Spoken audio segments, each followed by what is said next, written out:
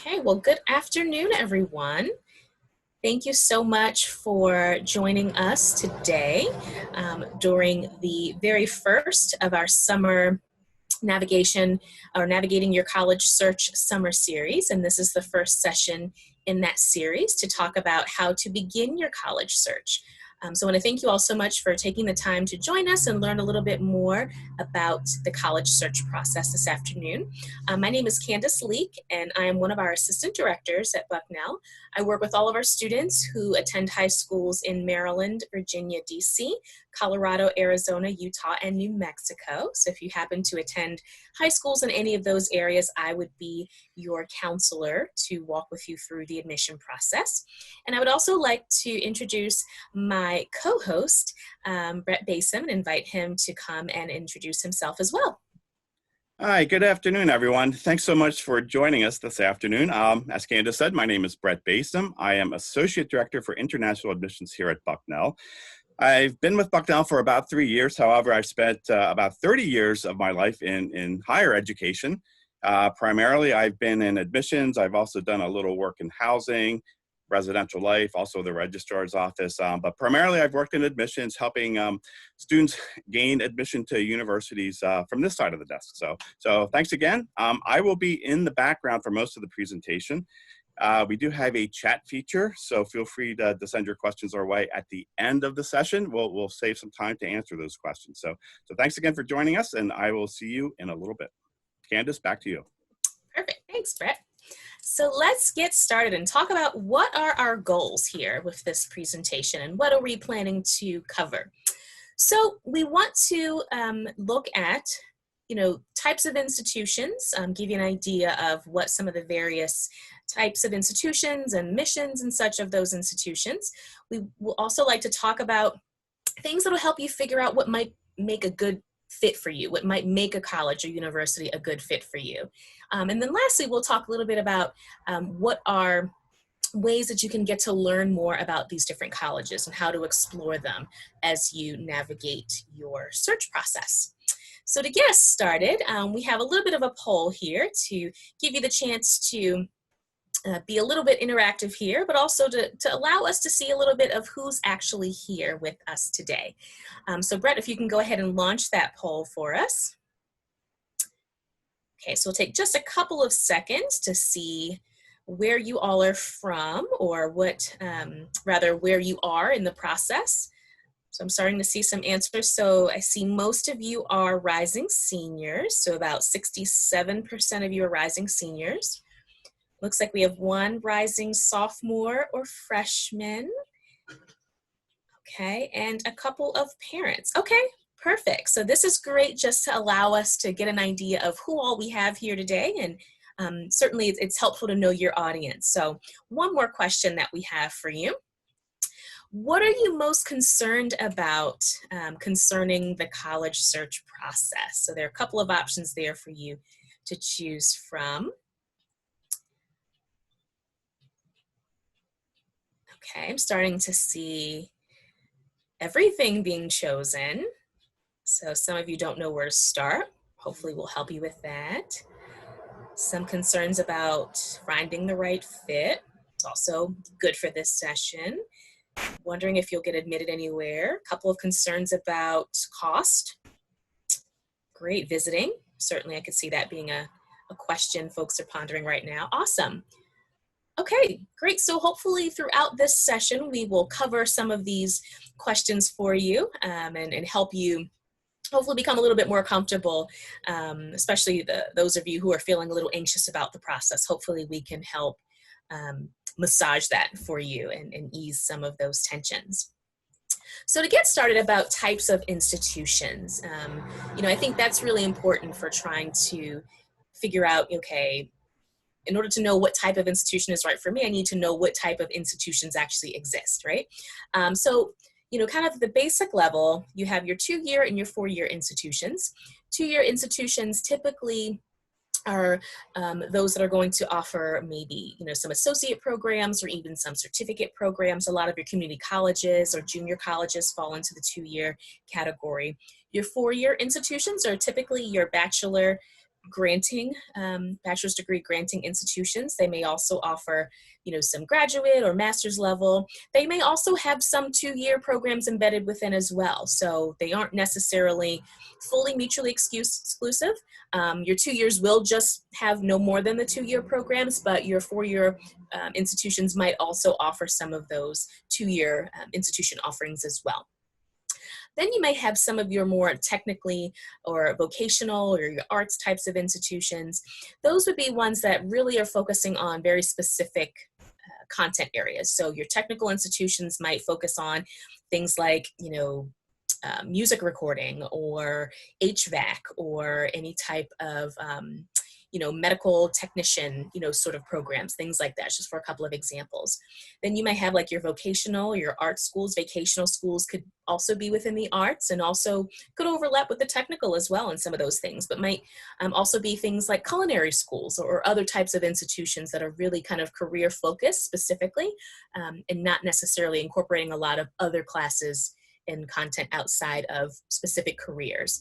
And then you have your arts institutions that might also include like conservatories, for example. So students who are really, serious about their artistic talents and want to pursue them perhaps professionally and definitely want to focus on them throughout the college experience. So you might have some of those more conservatory or arts focused types institutions that you may consider.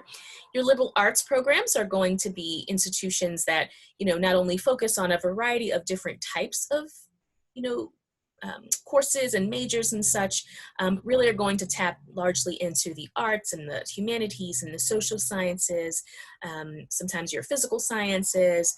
But in addition to just focusing kind of on your major specifically, liberal arts institutions are also really focused on some specific deliverables or some soft skills that we want students to develop as well. So some of those might be, things about learning how to think critically or how to defend an argument and build an argument, how to write intensively, and really are designed to give you a very well-rounded sort of education so that in addition to, your major classes, you also have a variety of classes in different disciplines as well that are going to make you a lot more well-rounded and not just solely focusing on one particular discipline or area of study. And then your public versus private institutions really kind of breaks down into how they are funded at the most basic level. So your public institutions typically are your state institutions. They might be university of, fill in the blank state. Most of those institutions tend to be a lot larger. Many times they will offer bachelor degrees. They will also have, master's and doctoral level degrees. And really the focus and the kind of the mission of the public institutions really is to educate the people within that state, provide a college opportunity for residents of that state. So typically, there are some requirements for public institutions that they actually have to have a certain number of their students be residents of that state. So, anywhere from potentially 75, even 80% potentially, and then they'll have a much smaller out-of-state population.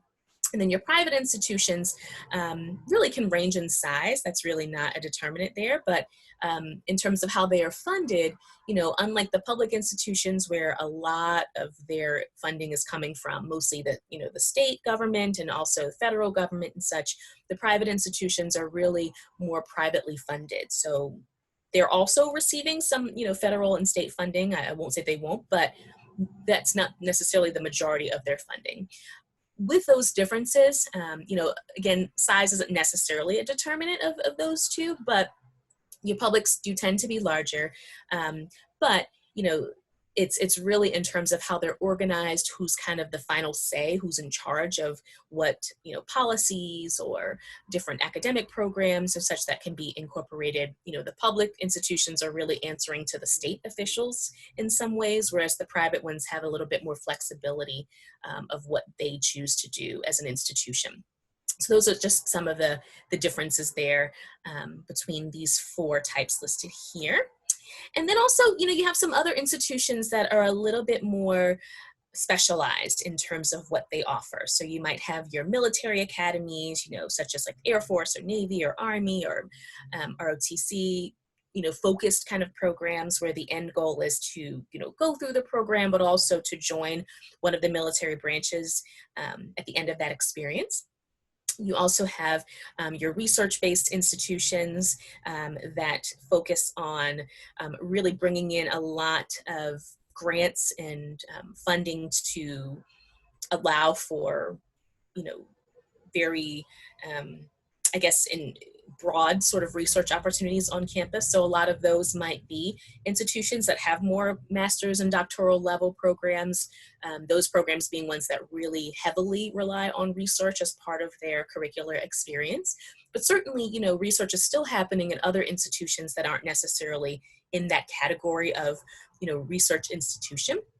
And as with some of the other categories as well, these aren't necessarily mutually exclusive sort of, I guess, characteristics. So certainly you can have, a religious institution that's also, private and, et cetera. So don't feel like these are all mutually exclusive categories. There's definitely a lot of overlap therein.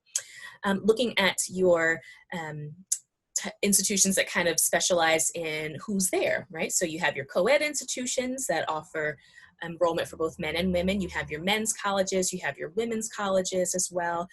You also have colleges that are, your PWIs would be your predominantly white institutions. Then you have your HBCUs, your historically Black colleges and universities, your HSIs being your Hispanic serving institutions, and your tribal colleges as well. So these institutions all kind of give some idea as to who the makeup of the student body might be, and maybe there might be some specific focus on cultural experiences and such that is also part of the offerings and the curriculum and the total student experience there. And then lastly, you have your religious or non-sectarian institutions. So religious might be some institutions that were actually founded by a church or a religious organization or something along those lines, versus your non-sectarian that really have no religious ties, either historically or currently, from a I guess from a more like a higher level. You certainly, like Bucknell is a non-sectarian institution. However, we do have, chaplains and such for students from different religions and such. So it's not like, no religious anything at the school versus fully religious. It's really just about the founding and what some of the kind of early foundings of the institution may be, and whether there is a religious affiliation there or not.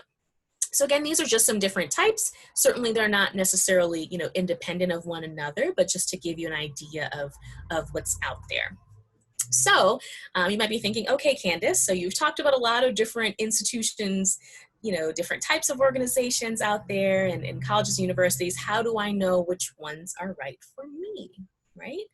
So, to help you figure that out, I challenge you to think about what really matters to you. What are your values? What are your priorities? What is it about your current educational experience, background, curriculum, all of that that's happening right now or has happened throughout your educational experience that works for you, maybe that doesn't work for you. What are things that you need as a person, as an individual? What are things that really matter to you to make you a happy, challenged, growing individual? And use those characteristics and those kind of principles, and let that really kind of guide you from the start of your college experience, so that you can try to align, your values and things that matter to you with the institution types and some of those same values and priorities of the various institutions. And that's how you can help yourself find a good fit, or various institutions that might be a good fit for you. So now we're going to talk about what some things might be that you can think about that are your values and priorities that can help you kind of, ascertain things that might matter to you as you begin your college search. So starting with location, for some students, the location, the setting of the institution might make a difference. Perhaps you are more comfortable in a rural setting, or maybe you've never experienced a rural setting and you might want to try it for the first time for college. Or maybe you're more comfortable in suburban or urban settings. And these really can vary. Some institutions, like some urban institutions, for example, could be right in the middle of a city. I worked at an institution actually where you got off the metro and literally you were right in the center of campus by doing so. Or there might be other institutions that are a little bit more kind of closed off, and that might be their own little, institutional bubble, if you will. So thinking about, location and the setting type, is something that might be of importance to you. Looking at the climate, some folks really are, how they operate is heavily linked to the weather and the climate outside. So maybe you're someone who really enjoys, a chillier climate, or maybe someone who really enjoys or really doesn't enjoy hotter climates. Maybe you want to experience all 4 seasons. Maybe that's something you're amenable to, or maybe you are from somewhere that doesn't have all 4 seasons and you'd love to experience that in college. So, thinking about those things, how much they matter to you certainly will vary by individual, but something that you might want to consider.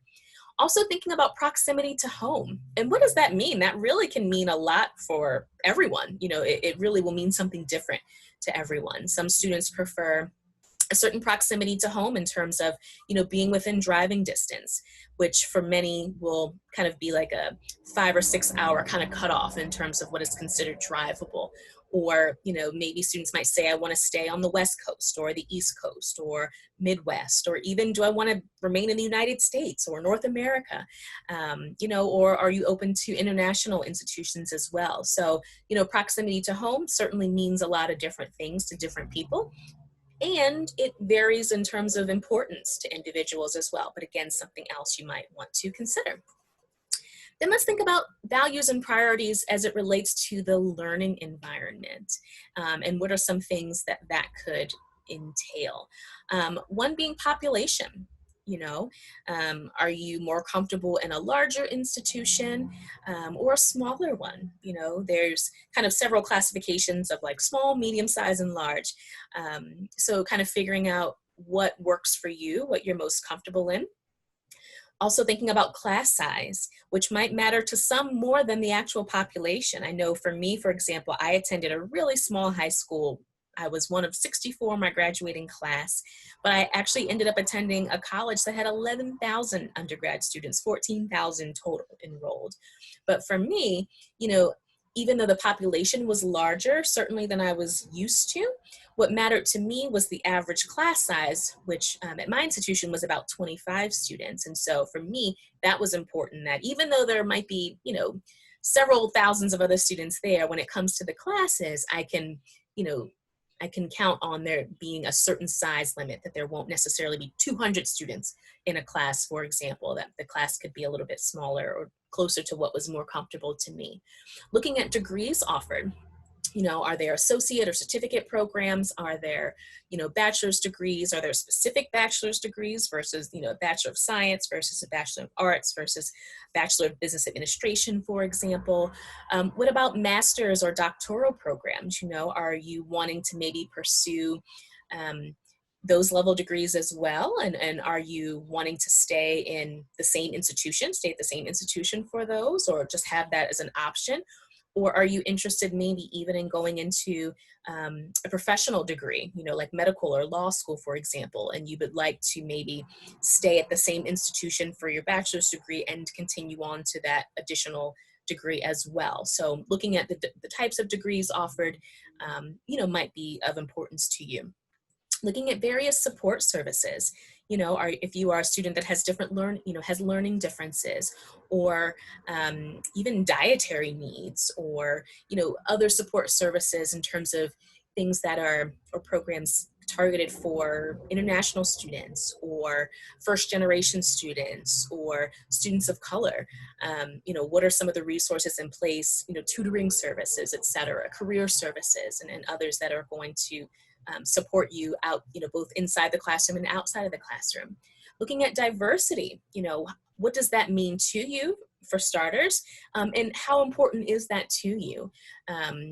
Is it the percentage of, X population on campus, whether that's racial and ethnic or religious or in terms of gender or sexuality, in-state, out-of-state, diversity has so many different things that it covers and it means something different to everyone. Are you interested in a university that or college that has a certain, percentage of different groups, or an institution that really just supports diversity, even if they aren't the most diverse, but, has a spirit of welcoming that there. So that's something you definitely may want to consider. Looking at majors and minors and what's offered there.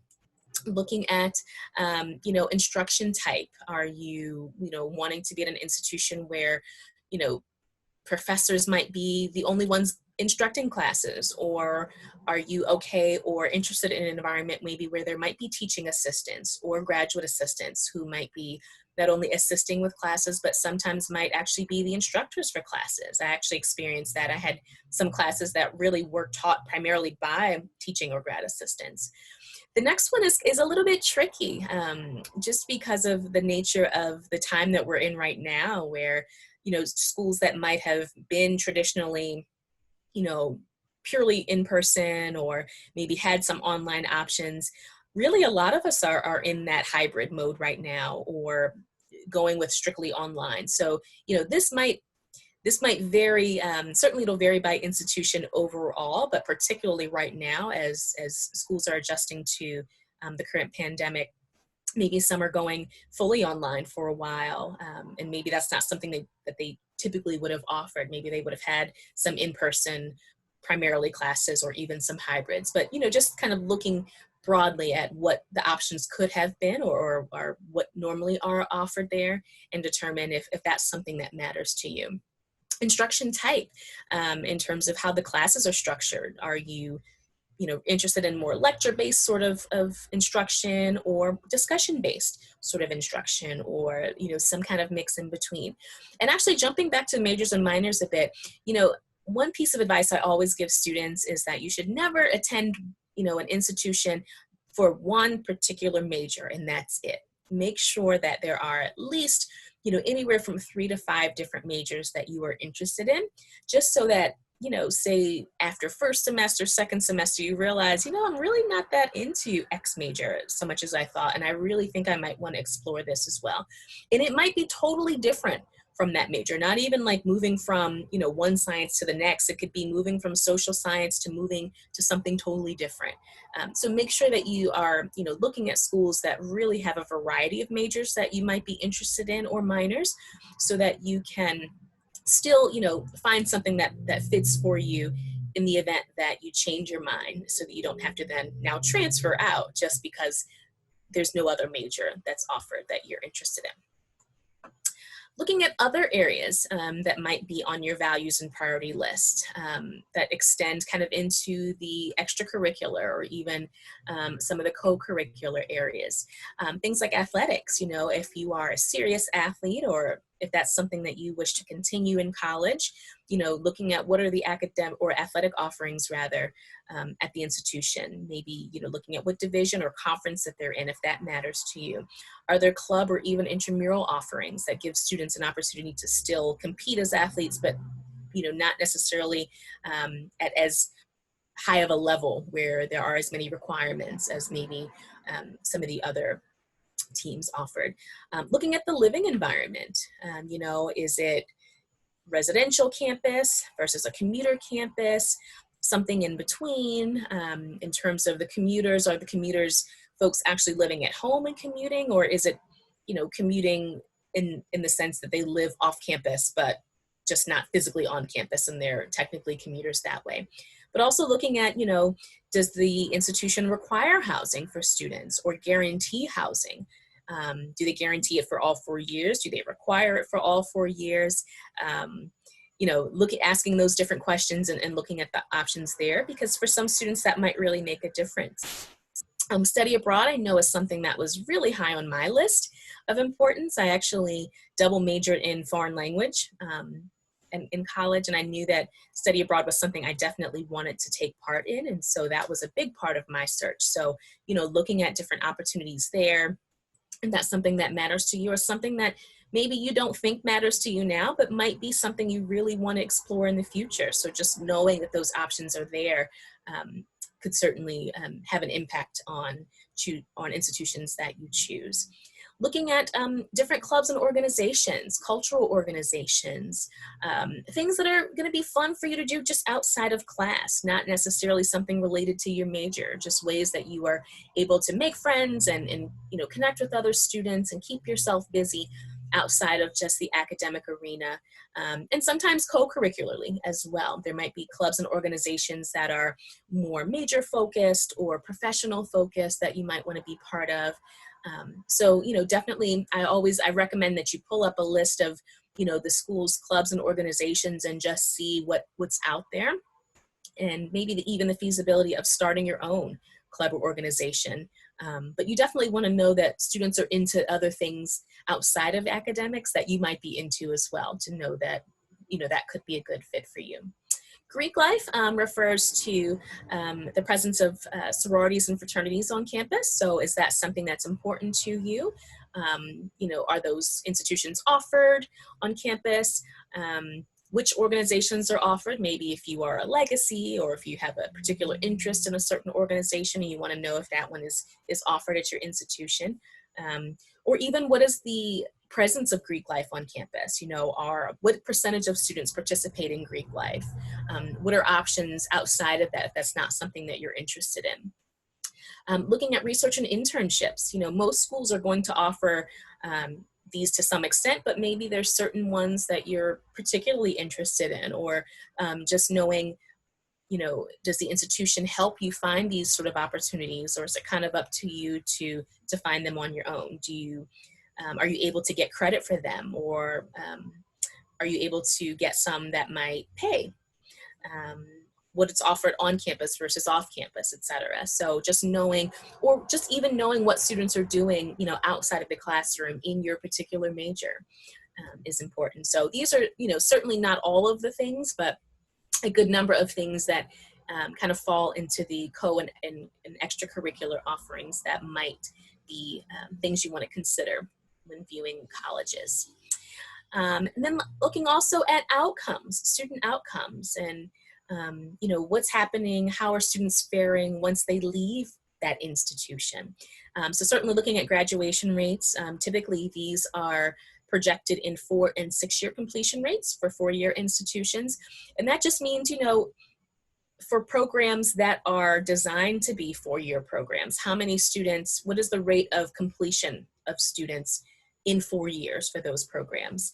And then the 6-year completion rate really is a more kind of standardized rate. And this is because some programs might be designed for 5 years, like a 4+1 kind of program, or perhaps some programs like sometimes architecture or engineering, for example, might be 5-year programs by design, or maybe it's a co-op school where there's like a 3+1 or 3+2, or, so many different things that could play in here. So, but I think it's important for you to maybe consider, are students completing their programs in a timely fashion? If I'm coming in at your school to study a 4-year program, how many students are actually being able to complete that in that time frame? Other placement rates you might want to look at are job placement rates. What percentage of students are graduating and going into employment or graduate or professional schooling? What rate of admission is there for students who want to go into law school or medical school, if those are areas that you're considering? What's the placement rate of students with my degree at your institution? And then what are they doing with that? What type of placement is it? Is it general placement, or is it placement into careers aligned with their major, and those sort of things? So this is an area that often I think gets kind of left out in the search process, but I think it's important, and certainly one that I would have looked at. I think, knowing what I know now, I certainly would have looked more closely into student outcomes and part of my search process. So I think that's something that you might definitely want to consider.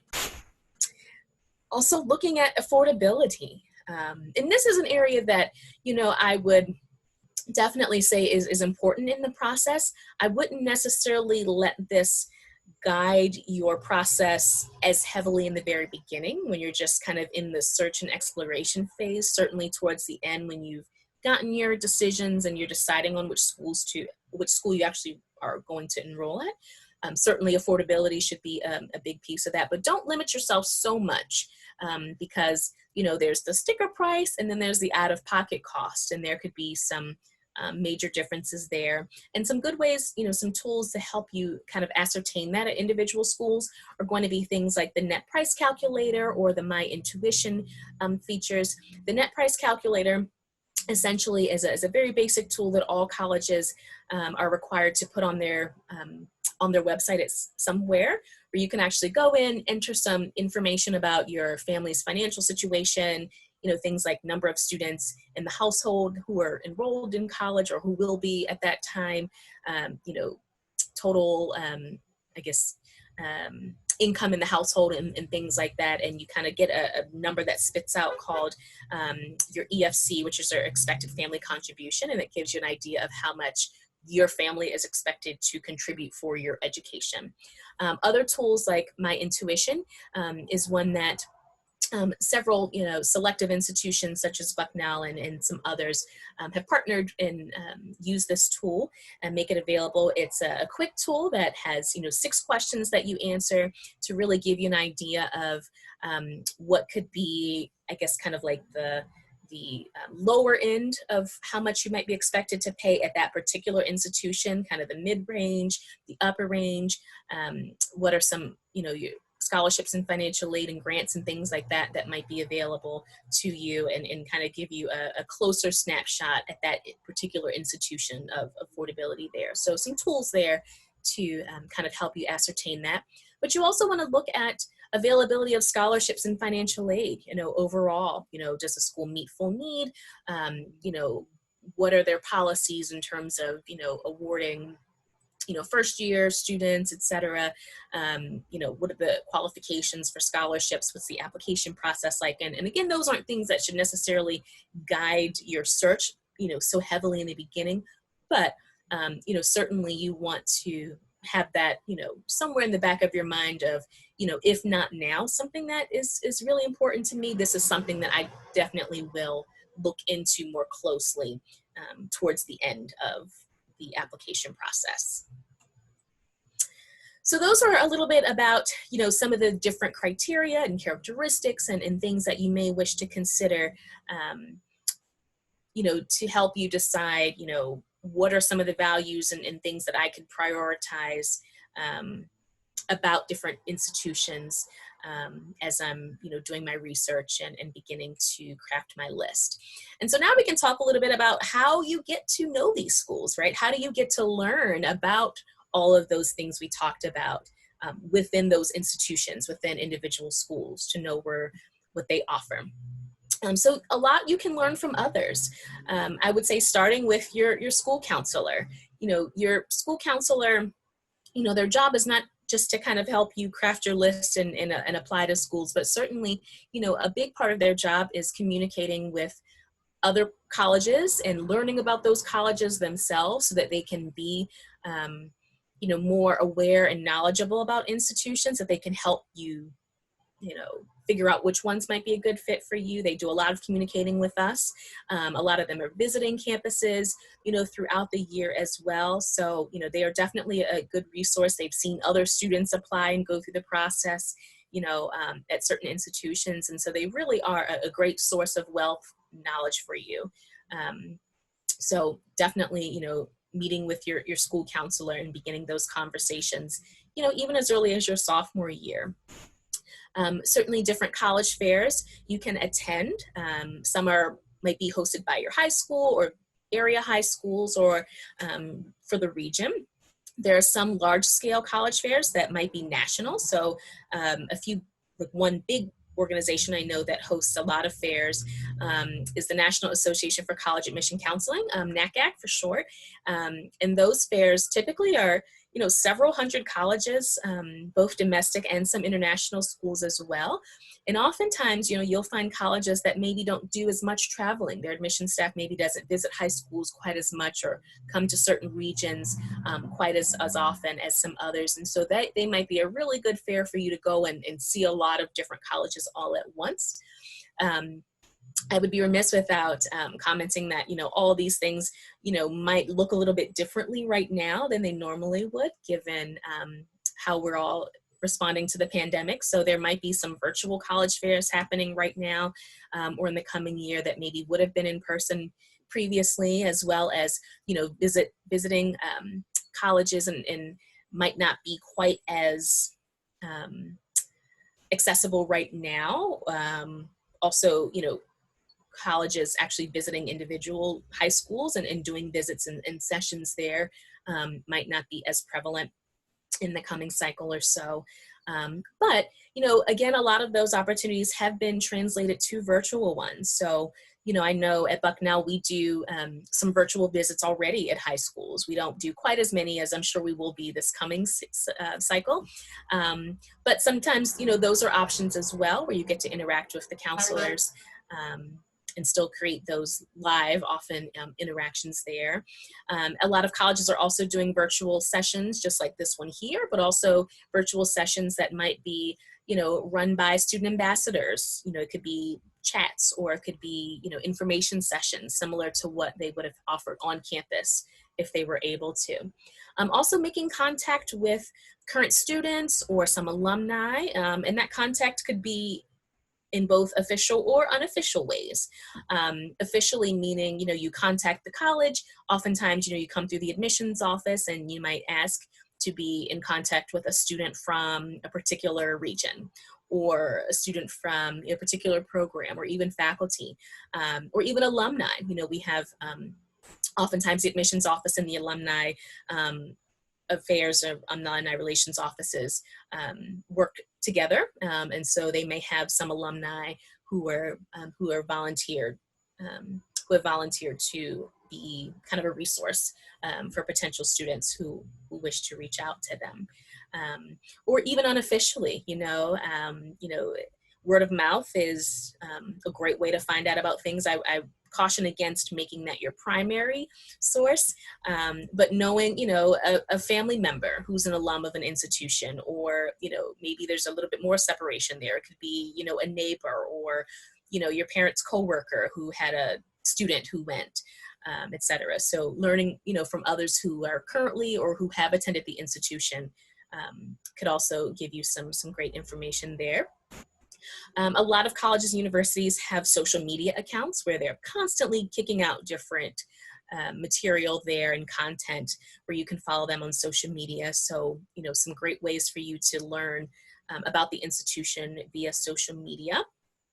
And then there's a lot of ways that you really can explore institutions for yourself. And this is where, honestly, a lot of the work happens for you. To really, dive into schools and explore them on your own, whether it's a campus visit, and again, what that looks like might be a little bit different than what it normally would look like, just kind of given the time right now. But again, a lot of colleges have translated those visits into virtual opportunities for now. Or even if it's not, technically an official visit, if it could be, just driving through the campus at some point, if you can. You definitely want to try at some point in your process before you, if it can't be before you apply, certainly before you decide to enroll, that you definitely want to, as much as you can, try to experience the campus for yourself in some way. Is really important. There are also quite a few search engines that you can explore. So one great one is run by the College Board, and it's called Big Future. And Brett and I actually played around with this tool a bit last week, where we went in just to see what it offered. And essentially you can type in different criteria, many of the same types of things that we talked about earlier. So you can look at, location, or programs, or population, things like that. And kind of get like a list that spits out for you of institutions that fit those criteria. You can even go in and sometimes compare institutions. So looking at, this school size or this school's enrollment, et cetera, versus this one, and make some comparisons there. So definitely some great tools for you to go in and explore a little bit, and truthfully learn about schools that you've never even heard of before. Definitely don't just kind of limit your search to just schools that have names that you're very familiar with. There might be some great fits for you that you don't even know about. So, keep your options open for sure. Certainly you can find a lot of information on school websites. So, diving in, and once you learn to kind of navigate the first college website, you'll become a little bit more savvy and know how to do so for other institutions. A great place to start, if you don't know where to start, if you go to, a school's website, find their search bar. Type in exactly what you're looking to find if you don't know exactly which menu, to pull down or where exactly in the website to search. Start with just the search bar, and I bet you'll get a lot of information there. One area, though, I will suggest in the school websites that I think a lot of folks kind of forget about or don't necessarily think to look through is usually there's an About Us section. So about the institution, et cetera. And usually you can pull down there and you can see things like, the school's mission statement, their value statement. You might also be able to find things like their strategic plan for either 5 or 10 years. So you can see, what are some things that they're working on, some things that they're developing, maybe some new buildings or things like that they're planning to open or start construction on. But also, looking at their priorities, their mission statement, their values, and really kind of getting a sense for what is this school about? What is this school? What are the things that matter to that school? And do those same values align with my own? I think is a really great place to get some of that intel information. So definitely looking at the About Us section and identifying those things about colleges and universities that I think many don't think to look through. And then also, you can certainly sign up for different, email lists, mailing lists from individual colleges. I would recommend, designating, maybe just creating an email list that's solely for the application process, everything college, creating one set email account that you commit to checking regularly. Make sure it's, a professional sounding one, typically, your name, first name, last name, at whatever is usually, a good one there, but definitely one that you are committing to checking regularly, because, there's no point in getting the information if you aren't going to, stay on top of it and actually review that material. So those are some great ways that you can really, explore the school for your own. And you definitely want to make sure that you do that, right? Because this, for you students, this is your search process, right? Certainly, you want to get advice and get information from others, but you're the one who's going to be attending, not your mom or dad, not, your other relatives, not even necessarily your friends. So make sure that you do a lot of the heavy lifting yourself and really explore institutions for your own, on your own rather, to find out if they are a good fit for you. And so kind of to wrap things up formally, just some things to remember, in kind of align with what I was just stating is that, this is a very individual process. It's a very personal process. So you might learn some things about yourself that you didn't know before. So self-awareness is really critical here, having a realistic, kind of conversation with yourself and really doing some searching internally to figure out, okay, what are the things that really matter to me? What should I be looking into? What are things about these schools that I really can explore to find out where I can, be happy and successful and healthy and really have a great experience.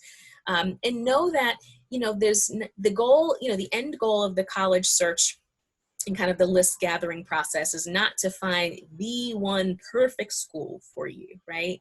there are, tons of institutions out there, some of which you might not even be familiar with, names that you might not recognize initially, as I mentioned previously. And so, don't look at this as the end goal is to find that one perfect school.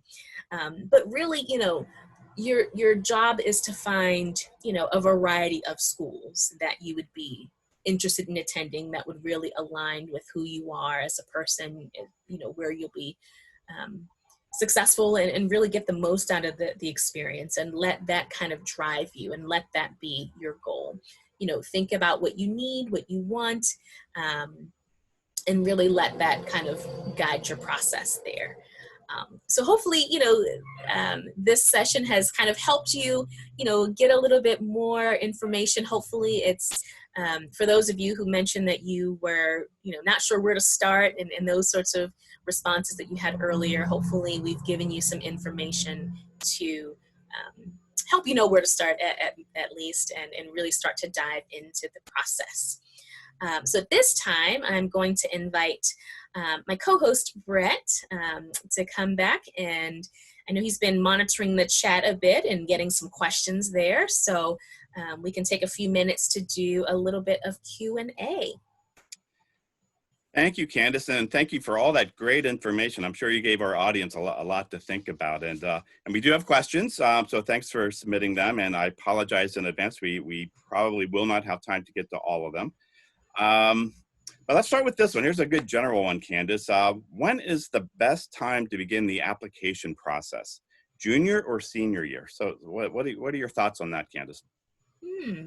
And Brett, certainly, with these questions, certainly feel free to jump in as well if you have anything to add. I think there is such a thing as applying too early, but there are some things that you can start to work on a little bit earlier than right before submission. So typically schools will open their application and it'll go live for, the next application cycle during the summer. So, typically around August 1st or so is when applications will go live. So you actually can't start the physical application and have it save for that institution until then. But there are some other things that you can start to work on.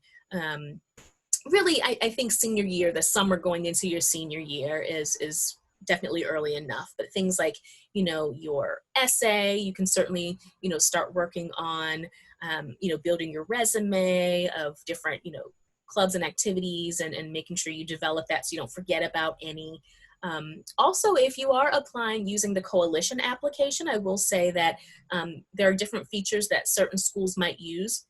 And so some of those features, or one of those features rather, is the locker feature, where you can actually, as early as your freshman year, begin storing some things in there. So, different assignments or writing pieces, things like that. You can actually kind of build a 4-year collection of work and things that you want to submit as early as your freshman year. So even though you won't be able to submit the application, the schools won't get those until you're physically submitting the completed application. Those are some things that, if using the coalition application, that you can actually start to kind of build up and work on your application that way. Great, thanks for the advice. The other thing I thought of, certainly if you as students have developed really good relationships with your teachers, you have a favorite teacher, your guidance counselor or college counselor, you can go ahead and ask them to get started on your letter of recommendation. I know because I have friends who are teachers and counselors, and they certainly don't like to be asked at the last minute. So if you have somebody in mind that you really connect with well, it might not be a bad idea to send them an email over the summer and at least give them a heads up on that. Good point there. Here's an interesting question, Candace. The student is asking, this is from Sophia, do colleges keep track of everything in regards to demonstrated interest? So maybe for our audience, maybe define what demonstrated interest is, and how do colleges use it, if they use it at all? Sure, that is a great question. So demonstrated interest is really any sort of trackable way that a student can show their interest in an institution. So some of those things could be through visiting campus. It could be from attending a college fair and talking to the rep but actually just talking to the rep isn't enough, like filling out the card or the inquiry, whatever that they have there, because they can't necessarily track, oh, I talked to such and such, but this card that says you were there says that you were there, right? So that's trackable or traceable. Other things could be, doing an interview if it's offered, and then some schools will, typically schools that track demonstrated interest, meaning that they, take note of all of those, what we call touch points that we've interacted with you, or you've responded to an email that we've sent you, or inquired about something, and they can use that kind of within the application process. So schools who track that will be honest about that. So certainly, you can ask your admission reps about demonstrated interest, but also they'll be able to tell you how they want you to express that interest. So they might say, yes, we do track demonstrated interest, and these are the ways that we track it. And they could say, interview, visit, et cetera. They might say, we don't track phone calls, or we don't track emails, and things like that. So schools that use it, will let you know, and they'll also be, pretty forthcoming about how they want you to do so and what role it might play in the admission process. And this is something that will also probably pop up again in some of our future sessions. So this session here is kind of the kickstart of the Navigating the College Search Process series that we're doing this summer. But when you get to the session, perhaps the session about the application process and how to navigate, tips on applying to colleges, that might be something that is addressed a little bit further there. Great. I'm going to combine a couple of questions into one from two students. So what is a realistic number of colleges or universities that I should be looking at? And then, of course, how many should I actually be applying to? So those are actually probably two different numbers. I know back in the dark ages when I was in high school, we were advised just to apply to 3 colleges. That was it. And I really think times have changed since then. Candace, what are your thoughts on that? How many schools should a student look at, and how many should they be applying to?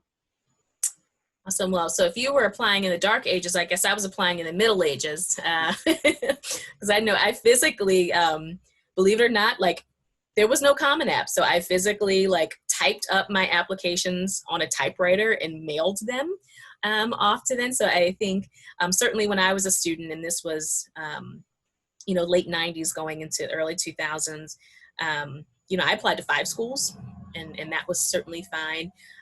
Now I know students are applying to, 10, 15 or so. I really think you really shouldn't be applying to many more than that. And I think your college counselor will certainly advise against applying to too many. Because once you apply to too many, right, then have you really mastered this thing about the college search, right? And the notion of finding a good fit, right? So there can't be 30 schools that you think are just, perfect fit for you, right? And if there are, I'm sure there are realistically, but you don't necessarily need to apply to 30 of them. So, definitely, I would say, anywhere between maybe 10, 8, maybe 8 to, I wouldn't say, certainly not more than 20. But that's for the application process. For the search process, you certainly want to kind of start the funnel out larger and narrow it down. So for the search process, be open. Really be open. After you've kind of, explored some things that matter to you and identifying your priorities and your values and such, start big, give yourself the opportunity to really explore and not be so narrowed. And then as you start visiting and, that sort of thing, then you can start to tailor and shorten your list a little bit. Thanks. Yeah. And while we're talking about application process, I've seen a number of questions about the differences between early action, early decision, regular decision. What are some advantages? Which one should I apply through? We could do a whole session just on that. In fact, I think probably one of our sessions coming up, we'll take a deeper dive into that. But maybe just very quickly, thoughts, just quick definitions on the 3 different types of programs. ED, Sure. ED, regular decision. Yeah, I think you're right. I think one of the one of the future sessions, that's really diving more into the application process. We'll go a little bit more into those.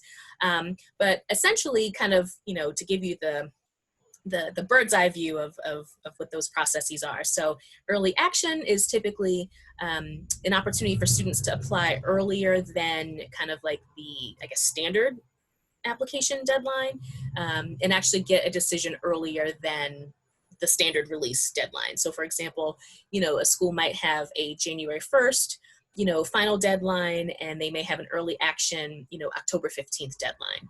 And so everyone who applies on January 1st or up for that deadline will all get a decision on the same date, around the same time, and then the early action students will get a decision a little bit earlier.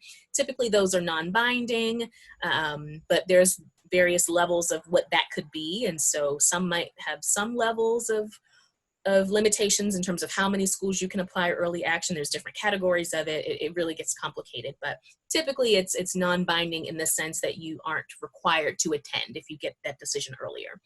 And then your regular decision will be just kind of your standard non-binding. You can apply to as many schools as you want, regular decision. And then your early decision, those really are your binding processes. So many schools have an early decision 1, some might even have an early decision 2. I'm not sure if I've heard of early decision 3, but it could be out there, I don't know.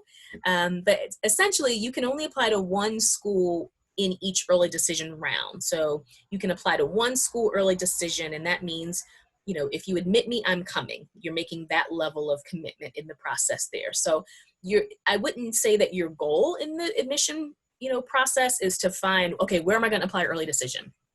Everyone doesn't apply early decision, right? Because essentially you are saying, I am done searching. I'm not wanting to explore other admission offers and scholarship and financial offers. Like, I'm all in to use school applying as early decision. If you admit me, I'm coming.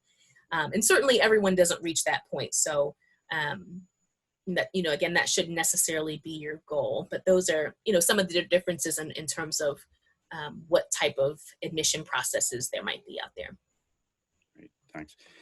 Candace, I think we have time for just one more question. And again, I apologize to everyone if we didn't get to your questions. There were a lot of very specific questions about Bucknell, but because we were trying to keep this session very general, we were not able to get to them. If you do have questions about Bucknell, we offer 6 information sessions a week. So Monday through Saturdays, you can go online, register for them, and get all the information you want about Bucknell. You can also email our admissions office at admissions@bucknell.edu, and we'll be happy to answer those questions. So let's end on this one, Candace. I've seen a lot of questions and concerns about the COVID-19 situation, how our college is going to be handling that. And again, we could do a whole session just on that, but just quickly, for students who are concerned about taking tests, SATs or ACTs, how colleges will evaluate the pass-fail transcripts that a lot of schools have done this past spring. And what about if they can't visit?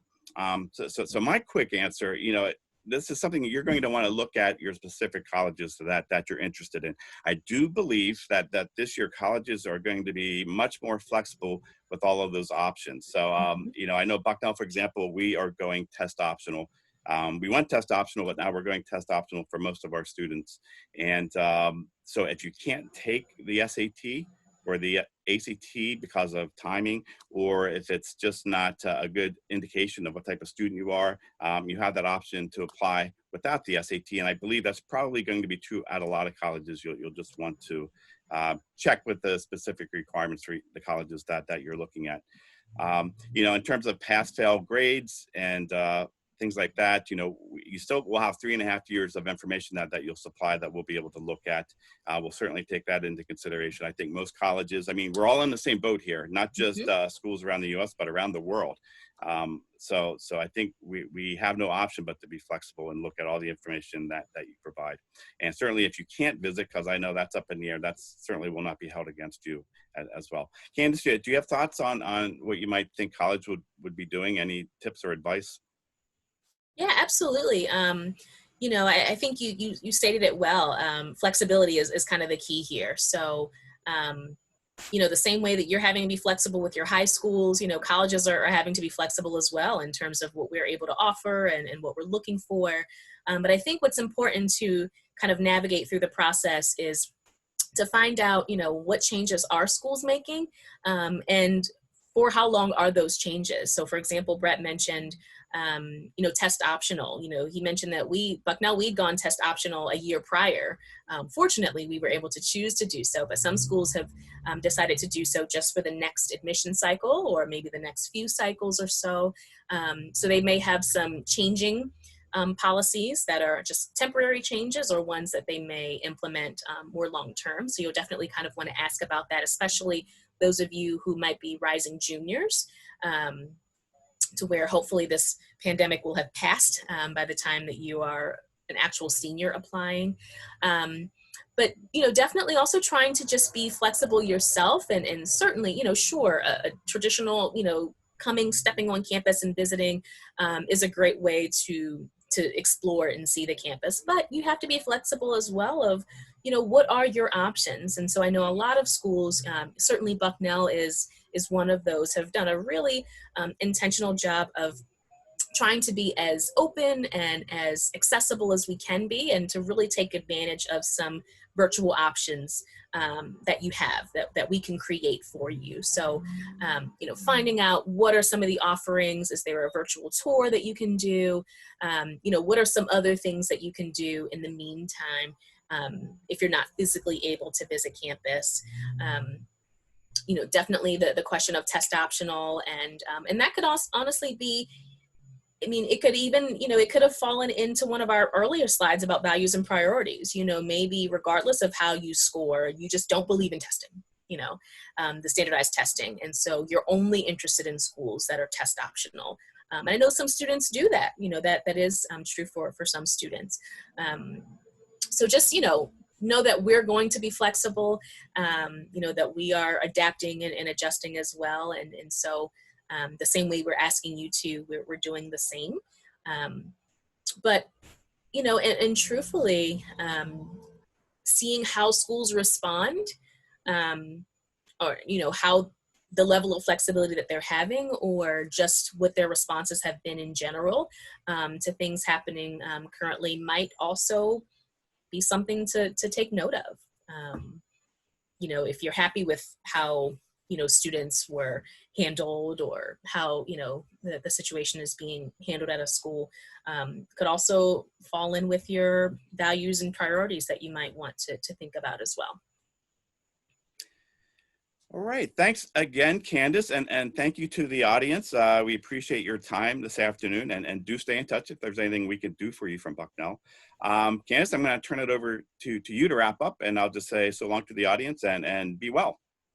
Awesome. And thank you, Brett, for being a wonderful co-host and for managing the questions there and our polls. One thing I do want to end with is to let you know that, again, this is the first of a multi-series, or a series. It's a series. It's the first of a series.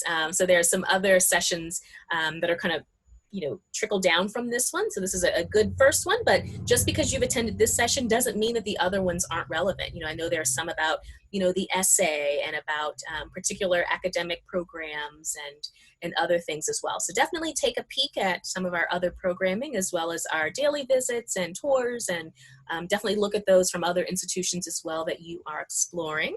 And then lastly, if you don't mind filling out the survey that we will email you, you should receive it by tomorrow. So just to kind of give us some feedback, let us know if the session was helpful, things that we could improve upon, or things that worked well. As we are, continuing and offering more of these, we want to make sure that the sessions are helpful and useful to you. So any feedback you can give there would be greatly appreciated. But, lastly, just want to, thank you all again for your time and for attending. We hope that this was helpful. Breathe, relax, try to enjoy the process. As many headaches as it has, it should have some joys as well. So make sure that you don't, you're thoughtful, but you don't overthink the process, and just trust that, you will find some places that are a good fit for you, and try to enjoy the ride along the way.